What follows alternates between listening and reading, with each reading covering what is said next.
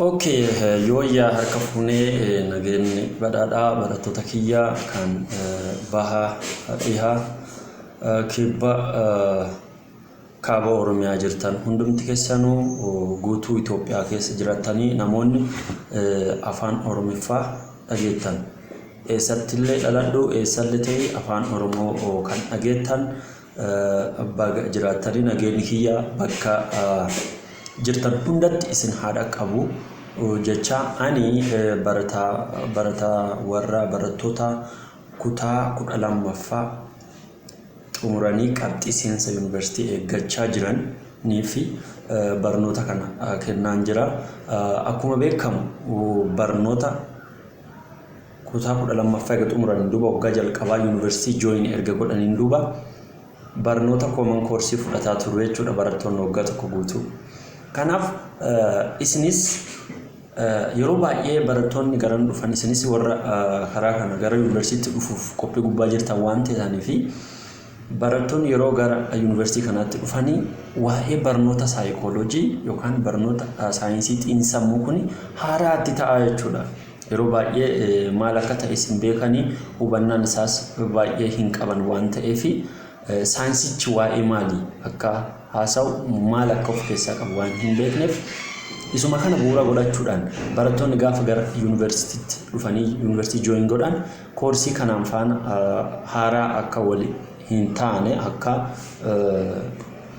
waan haaraatti ta'ee hubachuuf illee isaan hin dhibne gochuudhaaf koorsii General Psychology for Freshman course isa jedhu kana afaan Oromiffaatiin barattoota Oromootiif qabannee dhufneerra jechuudha. Walumaa galatti koorsiin kun kan inni of keessaa qabu boqonnaa 11 walumaa galatti boqonnaa 11 qaba. Boqonnaa isaa 11 kana hundasaa wal duraa duubaan toopikiin atoo irra hin dabrin wal duraa duubaan toopikuma yeroo fi haala qabu hundumaa wal simsiisaa waan deemnuuf toopikoota wal duraa duubaan barsiisa kennaa deemnaa jechuudha. Anis Bulee Horaa Yuunivarsiitii barsiisaa saayikooloojiiti muummee dipaartimentii jalatti yookaan muummee saayinsii xiinsammuu jalatti barsiisaadha. Kanaaf isinumaaf yaadee gara kana dhufee jechuudha. Maaliif jennaan yeroo baay'ee onlaayinii seentanii gaafa laaltan Ingiliffaan jira. Inni kun immoo Amaariffaan jira jechuudha. Oromiffaan namni barattoota kennaaf itti yaadee dhimmamee barattoota kennaaf gara afaan Oromiffaatti deebisee hiikee barsiisa kennaa ture hin turre waan ta'eef kanaaf anis kanuma bu'uura godhachuudhaan rakkoo barattoota kenna qunnamaa jiran kana gama barnoota saayinsii xiinsammuu kanaan rakkoo yookaan konfiyuuzinii barattoota kenna irratti uumamaa jiru kana hir'isuudhaaf jecha afaan Oromiffaatiin qabadhee isin dhufee jechuudha. Kanaafuu galatoomaa waan hordofaa jirtanuu fi maamiltoonni yookaan maatiin kennaa YouTube galatoomaa jecha namoota biraas affeeraatii garana akka isaan dhufanii viidiyoo kana buufatanii hubannoo isaanii guddifachaa deeman waa'ee barnoota saayikooloojii wal qabatee barnoota jiru jechuudha. Boqonnaa darbe keessatti kutaa darbe keessatti waa'ee hiikaa saayikooloojii lammaffaan immoo goolii saayikooloojii maali sadaffaan immoo historical background yookaan seendubeen saayikooloojiin kun yoom jalqabe eessatti jalqabe bara kam jalqabe erga jalqabe asoggamee lakkoofsiseera waan jedhu san barsiisuuf yaallee turre kutaa jalqabaa keessatti kun immoo kutaa lammaffaa isaati jechuudha. Kutaa lammaffaa isaatiin mata dureen har'a toopikiin har'a irratti barumsa an kennuuf garana dhufee manneen barnoota saayinsii xiinsammuu yookaan School Thought of Psychology kan jedhamu manneen yaada barnoota saayinsii xiinsammuu kun bakka meeqatti qoodamu isaan hoo eenyuun fa'a kan jedhu jechuudha. Manneen barnoota yaada saayinsii xiinsammuu kun bakka lamatti qoodamu. old school thought of psychology and modern school thought of psychology jedhamanii bakka lamatti qoodamu jechuudha. Old school thought of psychology jechuun manneen barnoota jalqabaa yookaan kan jalqabaa isa dura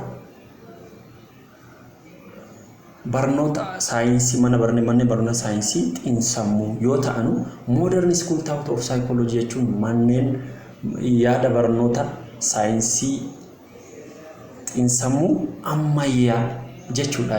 Kanaafuu school thought of jedhanii akkasitti there are two major school thought of psychology are there. The first one is old school thought of psychology. The second one is modern school thought of psychology jedhamanii bakka lamatti qoodamu jechuudha. Old school thought of psychology kunneen manneen barnootaa meeqa qaba? Yaadota meeqa keessaa qaba? Warroonni kun school thought of psychology wanti isaan jedhamaniif inni jalqabaa maali? Namoonni psychologiin waa'ee maalii qo'achuu qaba? Saayinsiin xiinsammuu kun maal irratti xiyyeeffachuu qaba? Waa'ee maalis barsiisuu qabu kan irratti xiyyeeffate kan gad fageenyaan qo'achuu qabu waa'ee maalii ta'uu qaba? Kan jedhu san irratti yaada walummaa namni hundinuu saayintistoonni yaada mataa isaanii kennanii jechuudha. Manneen barnoota jalqabaa san tokko lama jedhanii hunda isaanii fakkeenyaaf inni jalqabaa structuralism school thought of psychology kan jedhamu jechuudha. Warroonni kun maal jedhu? Psychology should have study about structure of mind jedha. Kana jechuun maali? Psychologiin kan qo'achuu qabu waa'ee elementoota sammuu dhala namaa ta'uu qaba. Fakkeenyaaf feeling waan namatti dhaga'amu tokko, image waan akkas ilaalle sammuu keenya kana keessatti fakkiin isaa yeroo waan tokko akkas ija keenyaan arginu fakkiin waan sanii kallattumaan dhufeen sammuu keenya keessatti ka'aa jechuudha. Kanaaf inni kun image wantoota sammuu namaa keessatti yookaan bakkoota imeejiin irra qubatu san addatti waa'ee waan sanii qo'achuu qaba jechuudha. Waa'ee imeejiin bakka iddoo imeejiin waan nuti akkas ilaallu sun wanti nuti ilaallu sun maal ta'a? Imeejiin sun dhufee sammuu keenya keessatti qubataa jechuudha. Bakkee imeejiin irra qubatu kutaa sammuu dhala namaa kana keessa iddoo san qo'achuu qaba. Waa'ee waan kana irratti xiyyeeffachuu qaba. Inni kan biraa immoo sensation waan tokko seensi gochuu, miira waan tokko miireffachuu yookaan waan tokko seensi gochuu yoo qabadde maal akka qaban beekuu, yoo sagalee wayii dhageenye sagaleen sun sagalee maalii akka ta'e yoo ijaan argine immoo waa'ee maaliitiif, funyaan keenyaan yoo suufne immoo waa'ee maalii suufne, arrabaan yoo tuqne immoo waa'ee maalii akka dhadhamne inni nuti addaan baafannu sun maal jedhama? Sensation jedhama. Kanaafuu saayikolojiin wanti irratti xiyyeeffachuu qabu jalqaba waan dhalli namaa fiil godhu, waan dhalli namaa image sammuu isaa keessatti godhuu danda'u, inni kan biraa immoo waan dhalli namaa seensi godhu san irratti xiyyeeffachuu qaba. Isaan kanaan warri maal jedha? Structure of mind, sammuu dhala namaa structureota kanneen if keessaa qaba waan ta'eef waan kana irratti xiyyeeffachuu qaba jedhanii lafa kaa'u jechuudha. Saayikolojiin waa'ee kutaa sammuu, kutaalee sammuu dhala namaa qorachuu qaba yaada jedhu jechuudha. Inni kun kan jalqabe nama Wundt jedhamuun yoo ta'u, barataan isaa tokko immoo Edward Tegner kan jedhamu waa'ee maalii qopheesse? Introspection waa'ee jedhamu qopheesse jechuudha. Inni kunini waa'ee elementoota hangafa siniin jedha kan akkamitti analyze gochuu dandeenya? Dhalli namaa maan fiil godha? Dhalli namaa maan image isaa keessatti imagine gochuu danda'a? Maan fiil, maan sense gochuu danda'a? Waan jedhu sanirratti akkaataa ittiin qorachuu dandeenyu, karaa nuti qorachuu dandeenyuun maal fayyadamneeti jedha? Introspection waan jedhamu meeshaa jedhamu fayyadamne. Inni kunis gaafii mataa fi qaba waan ta'eef gaafichi immoo kitaabicha psychology sammuu fattanii ammumaanu hubannaa keessan guddifachaa deemuu dandeettu.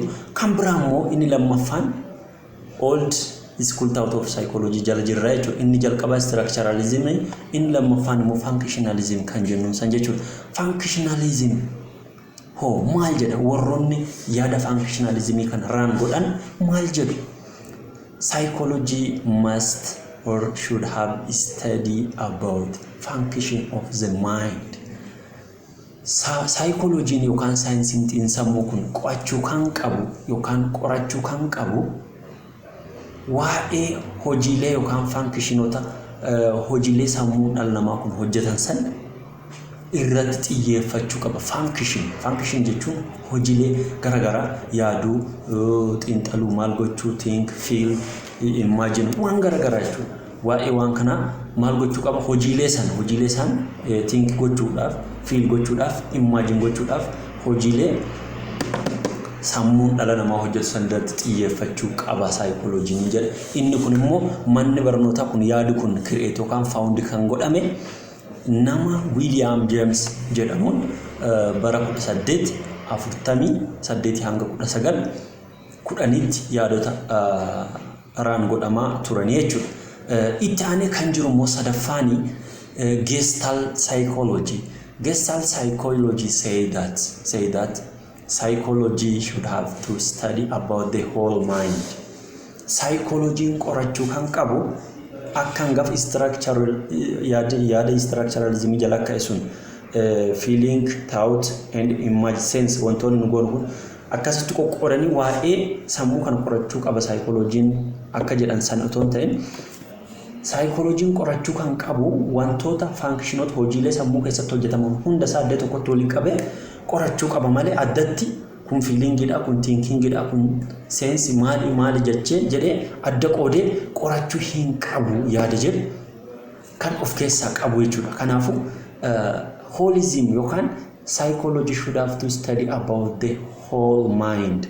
Waliigala sammuu dhala namaa qorachuu qaba adda tokkotti waa'ee thinking isaa ta'u, waa'ee feeling isaa ta'u, waa'ee imagine sense waan kamiyyuu haa ta'u waan hundumaa bakka tokkotti deebisee qorachuu adda tokkotti maqaa sammuu yookaan mind bakka akka jedhamutti walirree adda tokkotti waa'ee isaa qo'achuu qaba kan gad fageenyaan isa kanarratti xiyyeeffachuu qaba jedha. Inni itti aanu inni afuraffaan behaviorism kan jedhamu jechuudha. Warroonni kun maal jedhu psychology should have to study about observable and measurable behaviors. Psychology qorachuu kan qabu yookaan waa'ee isa kan qo'achuu qabu kan inni irratti xiyyeeffachuu qabu waan ija namaatiin argamuu danda'uu fi waan safaramuu danda'u tokko irratti xiyyeeffachuu qaba kan jedhu. Psychology must focus or must concentrate on observable and measurable things or measurable behaviors. Amala safaramuu danda'u amala waan dhalli namaa act godhu waan ijatti yookaan ila namaatti mul'achuu danda'u tokko irratti xiyyeeffachuu qaba. Kanaan ala waan biraa irratti xiyyeeffachuu hin qabu yaada jedhu. Yaadni kun kan jalqabee John Watson jedhamuun jalqabe waan ta'eef detailli isaa kitaabicharraa yaada amma isinii kennu kan qabatanii keessa gaafa gabbuutan ijoon yaadicha kana kanuma waan ta'eef isa kanarra dhaabbatanii kaanti galfachuu dandeessu. Inni dhuma the last old school thought of psychology is psychoanalysis kan jedhu. Yaadni psychoanalysis jedhu kun yeroo jalqabaatiif kan jalqabe nama Sigmund Freud jedhamu yoo ta'u psychology'n xiyyeeffachuu kan qabu yookaan saayinsiin sammuu kun kan irratti xiyyeeffannaa kennuu qabu waa'ee unconsciousness part of mind irratti xiyyeeffachuu qabaayedha. Namichaan kun sammuu dhala namaa bakka saditti qoodama jedhee inni jalqaba consciousness jechuun sammuu dhala namaa kan yeroo hundumaa active ta'e jechuudha. Fakkeenyaaf namni tokko waa'ee yeroo san hojjechuu jiru yoo gaafatame waan san deebisuu maal hojjechuu jirta yoo jedhe nama fakkeenyaaf barsiisaan tokko barsiisutti jiru maal hojjechaa jirta yoo jedhanii gaafatanii deebisuun isaan dhibuu jechuudha. Maaliif jennaan kun barsiisaan jira kilaasii keessa jira jedhee deebisa jechuudha. Inni kun maal jedhama odeeffannoo consciousness yookaan conscious part of mind gubbaatti argaman jechuudha. Inni itti aanu immoo pre-consciousness kan jedhamu. Pre-consciousness mind jechuun maal jechuudha?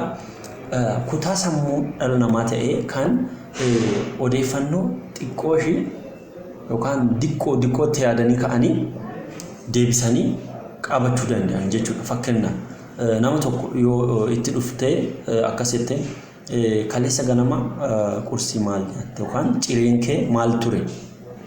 Cireen ati kaleessa ganama nyaatte maal jetteeni diqqootti yaaduu danda'a. Yeroo isaa fudhatee maal akka ta'e yookaan daabboo ta'uu danda'a yookaan waan biraa ta'uu danda'a yookaan hin nyaanne fa'aayyuu ta'uu danda'a waan ta'eef maal nyaatte itti gaafattu itti yaadee ka'ee kaleessammaa daabboo shaayifaan yookaan bargarii yookaan xibsii waan akkasii kana nyaadhe jedhee sitti himuu danda'a jechuudha. Itti yaadee odeeffannoon nuti yeroo kamuu yeroo itti gaafatamne maal waan sun jedhanii nu gaafatan itti yaadnee kaane deebii kennuun sun maal jedhamu pre-conscious mind yookaan odeeffannoo achi keessatti argamu kan kutaan sammuu sanii maal jedhama pre-consciousness parts of mind jedhamu jechuudha. Inni itti aanu inni dhumaa immoo unconsciousness part of mind kan jennu jechuudha. Unconsciousness jechuun odeeffannoon kutaa sammuu dhala namaa kana keessa jiran gonkumaa qaabbachuudhaaf kan nama rakkisu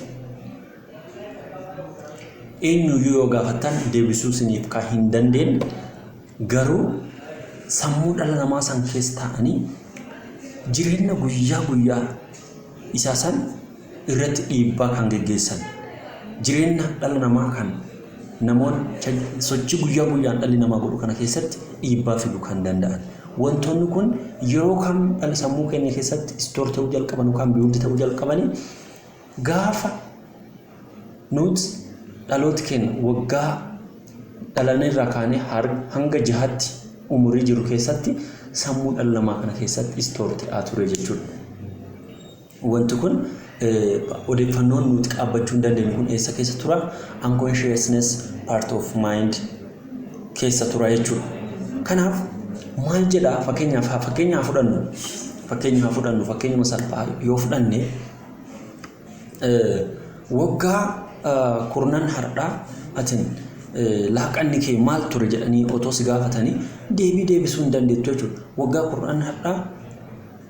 Waggaa kudhan hardhaa laaqanni keenya maal akka ta'e maal akka nyaanne beekuu hin dandeenyu jechuudha. Kanaaf odeeffannoon kun eessa keessa jira jechuudha? Unconscious parts of mind keessa jira jechuudha. Kanaaf inni kun maal jedhama? Unconsciousness part of mind kan jennu kuni maal ta'uu qaba jedha Sigmund Freud.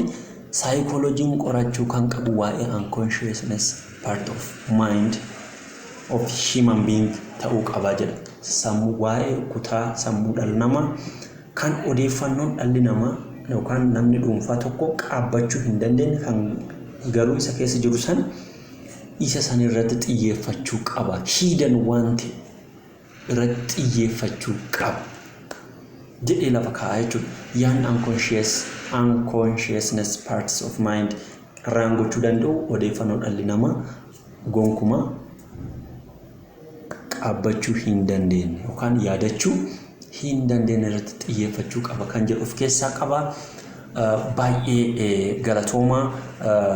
Kutaa itti aanu keessatti immoo waa'ee modern school thought of psychology maal akka ta'e kan wajjin ilaallu ta'a.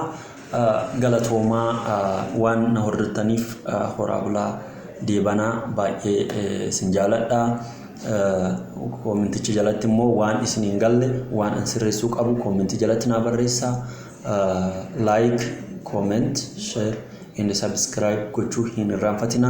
Kana gochuudhaan maatii kennaa YouTube ta'a.